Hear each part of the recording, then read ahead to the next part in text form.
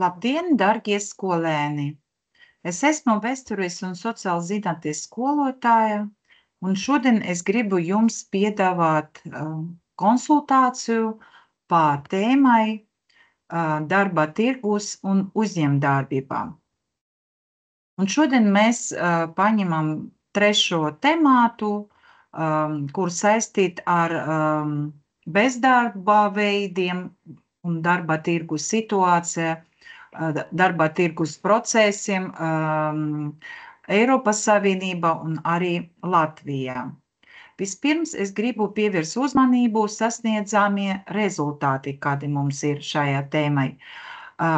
Pats galvenais sasniedzamie rezultāti šajā temātī mums ir tādi, kā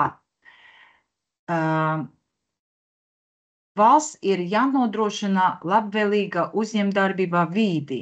Šobrīd darba tirgus tendences nosaka globalizācija, tehnoloģiskas pārmaiņas un demogrāfija, tāpēc izglītība ir jāseko līdzi darba pieprasījuma. Un objektīvs rādītājs par strādājošo novērtējumu darba tirgu ir atalgojuma līmenīs.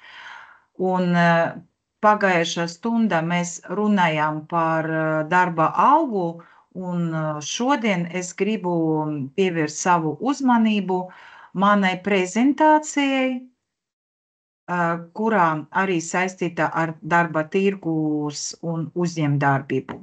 Kādi jautājumi mēs šodien ar jums paņemam? Vispirms mēs paskatīsimies, kā izskatās galvenie iedzieni, tādi kā darba resursi, ekonomiskas aktivitātes radītāji, nodarbinātības līmenis, bezdarbs Latvijas un tā tālāk.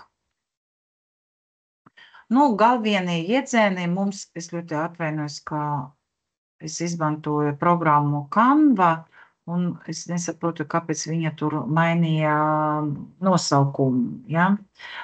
Labi. Galvenie iedzieni mums ir tādi kā ekonomiski aktīvi iedzīvotāji, ekonomiski neaktīvi iedzīvotāji, nodarbināti iedzīvotāji un nestrādājušie iedzīvotāji. Kādas tendences ir darba tirgus šodien? Vispirms mums jāzina, kas ir darba resursi. Par darba resursiem mēs saprotam darba pieprasījumu un darba piedāvājumu.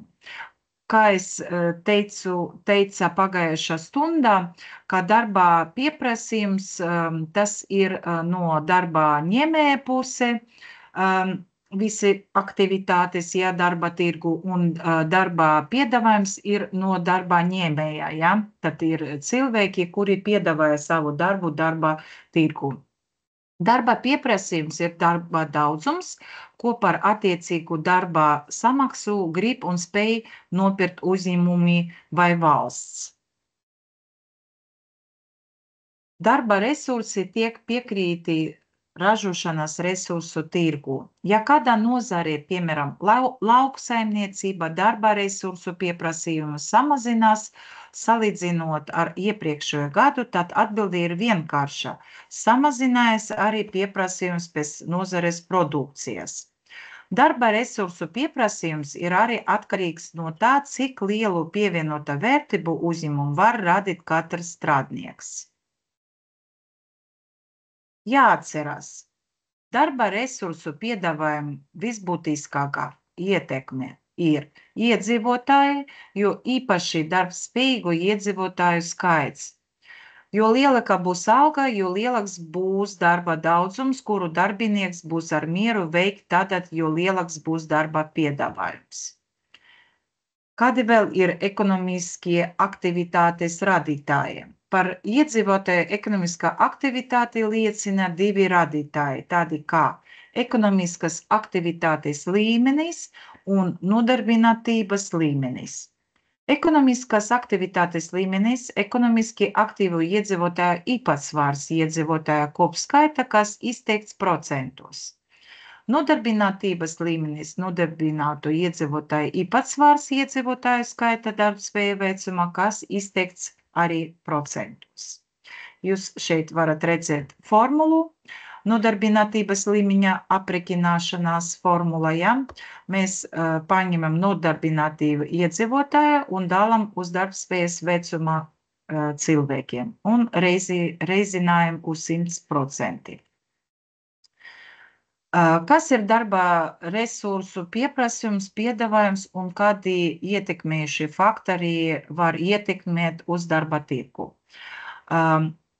Kādi ietekmējušie faktori? Vispirms preču un pakalpojumu pieprasījums. Jo vairāk ir pieprasītas preces tirgu, jo lielāks būs darba pieprasījums. Uzņēmējiem ir vajadzīgi darba resursi, lai saražotu nepieciešama preču daudzumu.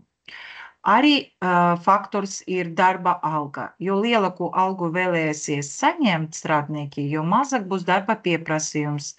Ne visi uzņēmēji var atļauties maksāt lielas algas. Trešais faktors - tehnoloģijas un tehnoloģiskais process. Jo ražīgākais tehnoloģijas uzņēmums izmanto, jo mazāks darba daudzums ir nepieciešams. Līdz ar to darba pieprasījums samazinājusies. Un pēdējais - kapitāla apjoms un kapitāla cena. Darbu var aizstāt ar kapitālu, jo zemākas kapitāla cenas, jo zemāks darba pieprasījums.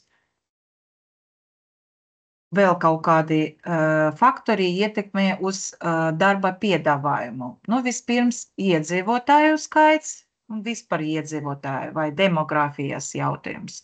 Jo īpaši darbspējīgi iedzīvotāji, tas ir ļoti svarīgais aspekts. Arī darba alga, jo lielāka būs samaksa par darbu, jo lielāks būs darba daudzums, kur strādnieki vēlēsies veikt.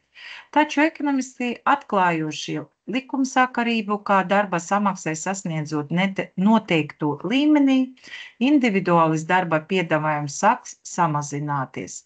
Tas notiek tāpēc, ka nopelnot vairāk, darbinieki vēlēsies, kā arī varēs atļauties atpūsties, piemēram, dodieties ceļojumos.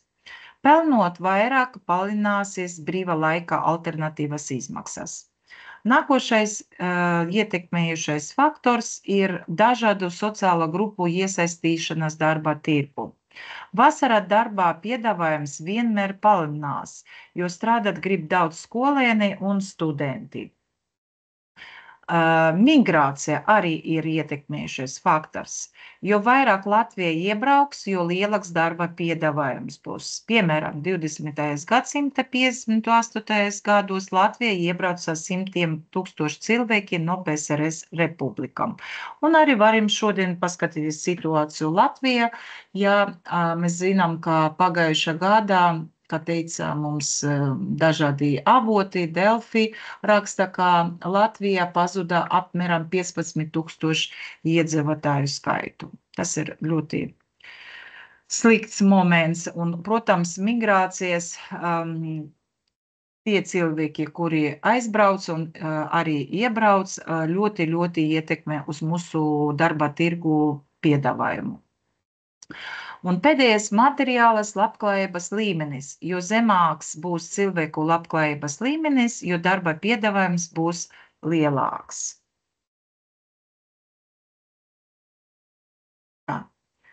Tālāk. Bezdarbs un tā formas. Kas ir bezdarbs? Bezdarbs ir situācija ekonomikā, kad darbspējīgi atbilstošas kvalifikācijas strādnieki par atbilstošu samaksu nevar atrast darbu. Tā kā ir atšķirīgi ceļoni, kāpēc cilvēki nevar atrast darbu, tad ekonomisti izdala vairākas bezdarba formas. Cikliskais bezdarbs, mēs zinām, kā mūsu ekonomika attīstījies cikliski, ja? Struktūrālais bezdarbs, tas ir dažādas izmaiņas, kuri saistīti ar iekšējās uzņēmuma struktūru. Ja? Frikcionālais bezdarbs un sezonas bezdarbs. Cikliskais bezdarbs, kad ekonomika ir lejasplīdi vai recesijas fāze.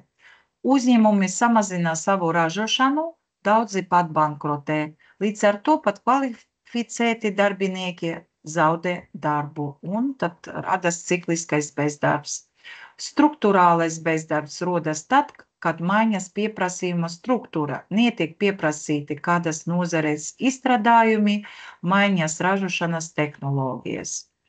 Frikcionālais bezdarbs veidojas tad, ja cilvēki labprātīgi atstāja darbu un meklē labāk apmaksātu darba vietu, maiņā dzīves vietu un uzreiz nevar atrast darbu, meklē darbu pēc mācību iestādes pabeigšanas. Frikcionālais bezdarbs tiek uzskatīts par dabisku un pat vēlamu. Sezonas bezdarbs veidojas, jo daļai darbu ir sezonas raksturs, piemēram, daudzu kurinājumu darbs, iestājoties vasarā, kļūst nevajadzīgs. Bezdarba līmeņa aprēķināšana formula izskatās tā. Reģistrēta bezdarba līmenis, mēs paņemam bezdarbnieku skaitu un dalām uz ekonomiski aktīvu iedzīvotāju skaitu un reizinājam uz 100%. Un arī varam aprēķināt standartizēta bezdarba līmenī. Darba meklētāju skaits dalām uz ekonomiski aktīvu iedzīvotāju skaitu un arī reizinājam uz 100%. Kādas tendences ir Latvijā darba tirgu? Latvijā bezdarbniekus sāka reģistrēts no 1922. gadā. Par bezdarbnieku atzīstams nestrādājošais Latvijas pastāvīgais iedzīvotāja darba spējīga vecumā, kuram no viņa neatkarīgi iemeslu dēļ nav izpeļņās vai citu ienākumu vismaz minimālas darba algas apjomā, kurš meklē darbu un ir reģistrēts Nodarbinātības valsts iestādē pēc pieraksta vietas.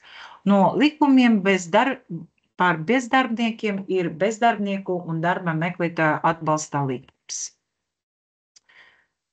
Bezdarbnieki sociālā aizsardzībā. Tautsaimniecība nodarbināti veic obligātas sociālās apdrošināšanas maksājumi. VSAOI, tā apdrošinot sevi iespējamam bezdarba gadījumam. Likums paredz bezdarbniekam saņemt bezdarbnieka pabalstu, stipendiju bezdarbnieka profesionālas apmācības vai pārkvalifikācijas laikā. Šo pabalstu var saņemt tikai bezdarbnieks, kuram apdrošināšanas maksājuma stažs ir nemazāk par 1 gadu. Ja par viņu veiktas visas nodokļus nemazāk kā 12 mēnešus pēdējo 18 mēnešu perioda pirms bezdarbnieka statusa iegūšanas dienas. Bezdarbnieka tiesības un pienākumi. Bezdarbnieka tiesības ir šādi: saņemt informāciju par brīvajām vakancēm, saņemt piemērotus un atbilstošus darba piedāvājumus, pārkvalificēties vai iziet profesionāla apmācību, saņemt bezdarbnieka sociālo nodrošināšanu, pārsūdzēt Nodarbinātības valsts aģentūras lēmumus tiesā. Bezdarbnieka pienākums ir paziņot par pārmaiņām, kas patrauc viņa bezdarbnieka statusu. Tad, kad ir atrasts darbs un noslēgt darba līgums, par to ir jāpaziņo Nodarbinātības valsts aģentūrā. Bezdarbnieka pabalstu nepiešķirt personām, kas patraukušas darba attiecības pēc paša vēlēšanas, atlaistas no darba par disciplīnas vai darba līguma noteikumu pārkāpšanu, var saņemt pensiju vai cita veida apdrošināšanu, atrodas pilnīga valsts apgadībā, nelikumīgi izturās Latvijas Republikā, ir mācību iestāžu dienas nodaļas audzēkņi vai studenti, un pēdējais tiesības uz bezdarbnieka pabalstu bezdarbnieks zaudē, ja 3 reizes atsakās no piemērota darba piedāvājuma vai profesionālas apmācības vai pārkvalificēšanas.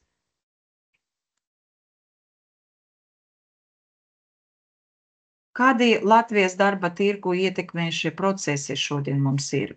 Darba pieprasījuma piedāvājuma ietekmē vairāki procesi. Kādi? Vispirms, ekonomiskas aktivitātes attīstības līmenis un tautsaimniecības attīstības tendences. Ir ļoti daudz piemērus, kā mainījies darba tirgus Latvijā un vispār Eiropā. Mēs zinām, ka Latvija iestājas Eiropas Savienībā 2004. gadā, un Latvija iesaistīšanas no šajā gadā, kas nodrošināja brīvu darba spēka kustību. Un, protams, ka situācija pakāpeniski mainījās, un bezdarbā līmenis mums samazinājās. Un arī strādājuša pārdalē starp nozarēm mums izmainījās uz labu pusi. Latvijā nodarbinātības līmenis pieaug, bet tas ir zemāks par Eiropas Savienības vidējo rādītāju. Ievērojamas nodarbinātības līmenis, reģionāls mums arī atšķirības ir, ja, atšķirās.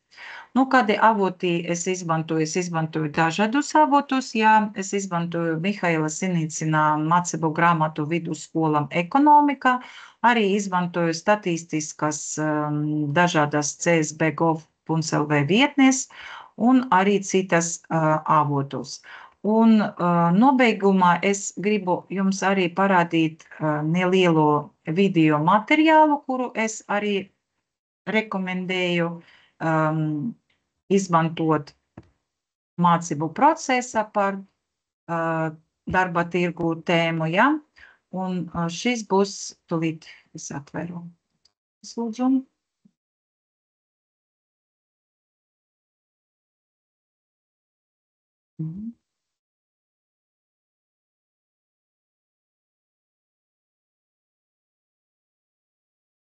Tas ir Nodarbinātības valsts aģentūra prezentācija par bezdarba situāciju Latvijā. Informācija mums piedāvāta 30. jūnija 2024. gadā. Nu, es mazliet parādīšu, un jūs visu to video materiālu var apskatīt mūsu kursā. Es arī pievienoju video materiālu, ja? Pirmajā tēma blokā. Ceru, ka visi dzird. Ja nedzird, tad vēl būs, ja, iespēja paskatīties pirmajā tēma blokā. Jūs redzat, bezdarbnieku skaits šodien ir kopā summa, ja. Un šeit mēs redzam arī dažādas novādas, ja Kurzemes novads mums ir 4,9, Vidzemes, Zemgales, Latgales visaugstākais, ja, bezdarbnieku skaits.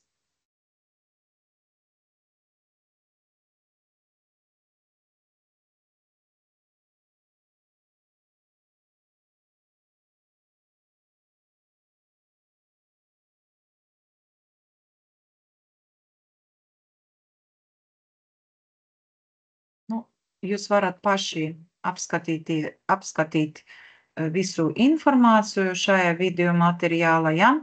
Un ja jums būs kaut kādi rodas, ja, problēmas vai jautājumi, tad droši jūs varat man rakstiet, es atbildēšu jums, ja? Nu, tad man ir viss. Paldies par uzmanību, un tad gaidu jūs nākamajai tiešsaistes konsultācijai. Visu labu!